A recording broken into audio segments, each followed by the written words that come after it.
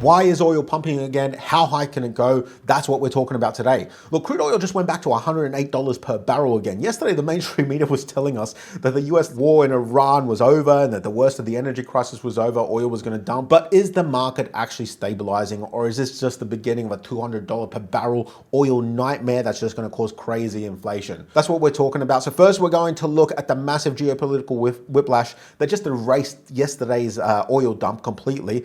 Then we're going to look at the underlying, just the massive disaster that's happening in the Strait of Hormuz. And third, we're going to look at the blatant institutional oversupply trap designed to leave you holding the bag when the dust settles, allegedly. I'm not wearing my allegedly shirt, sorry. My name is Nick. I've been a professional investor and unprofessional trader for 24 years. Before I start, I'm not a financial advisor. This is not an inducement to buy or sell any assets.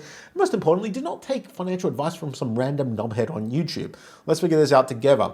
Look, over the last 24 hours, VIX crashed 10%, I think. Oil dropped to 101 because of leaked reports that President Trump was going to announce a military wind down in Iran. Inexperienced investors saw this dip, assumed that the global energy supply chain was just going to go back to normal, and they shorted or they sold. But then the president actually gave his address yesterday. He didn't confirm a ceasefire. He didn't even give an exit timeline, and he explicitly stated that the US would hit Iran extremely hard over the next 2 or 3 weeks. And the thing with wars from the US, they are always 2 to 3 weeks away from ending, no matter where you count from, right? Now, because of this, Brent crude immediately surged to 7% to about $108 per barrel. WTI went to 106 per barrel. Now, I'll translate what this means for you, right? This isn't just a speculative war premium based on fear anymore. This is a physical supply emergency. Transit volume through the Strait of Hormuz is down 95%. There's roughly 2,000 vessels currently stranded, and Iran has set up a toll booth charging tankers $2 million per crossing, payable exclusively in Chinese yuan. And so we've gone from a petrodollar to a Petroyuan. And because this critical artery is choked, Middle Eastern nations are halting production entirely because their storage tanks are at critical capacity with nowhere to ship crude. It's like when the sink is full, you turn off the tap, right?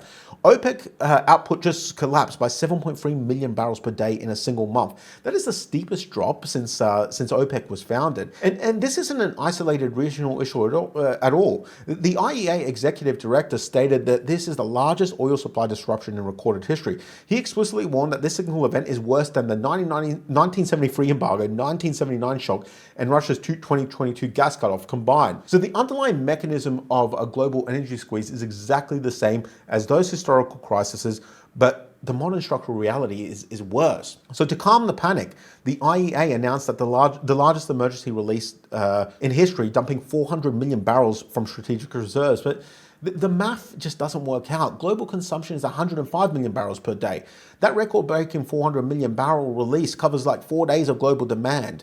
It's a band-aid on a bullet wound. And people always ask, why can't the US just drill its way out of it? Because US refinery infrastructure is completely mismatched with US shale production. Roughly 70% of American refineries are configured to process heavy sour crude, which they traditionally import, while US shale produces light sweet crude. I love the names of oil, right? Light sweet, heavy sour, sweet. Anyway, you cannot simply swap these out overnight, which guarantees that the domestic supply cannot fill the immediate void in the US. Now, the cynical observer would say that the major institutions are using this panic to trap retail traders. And, I might agree with that. Macquarie Group is explicitly warning that oil could hit $200 a barrel by June, assigning it as a 40% probability. But while the mainstream media screams about the $200 oil and about $200 per barrel oil, and retail traders pile into leveraged energy futures, the smart money is looking at the post-war paradox.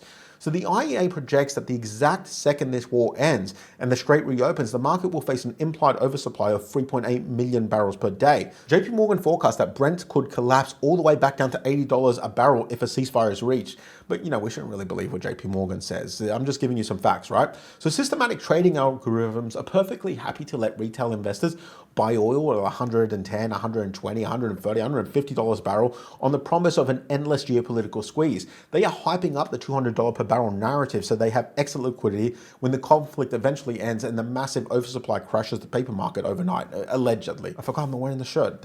Anyway, this could be a massive wealth extraction machine.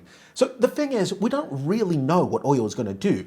And what does this mean for us? Look, I absolutely refuse to play the whiplash game in the paper energy markets right now. When crude oil is swinging 7% a day, 7% either way, and it's all based on the wording of a presidential address or the leaks of a word of a presidential address, which don't end up coming true, you're gambling, you're not investing. I'm completely ignoring this short-term noise on WTI and Brent. And I'm avoiding highly leveraged oil stocks, energy stocks that could get decimated by a sudden ceasefire announcement. Instead, I'm just focusing on hard physical assets that protect my purchasing power from the inevitable inflation this fuel shock is causing, right?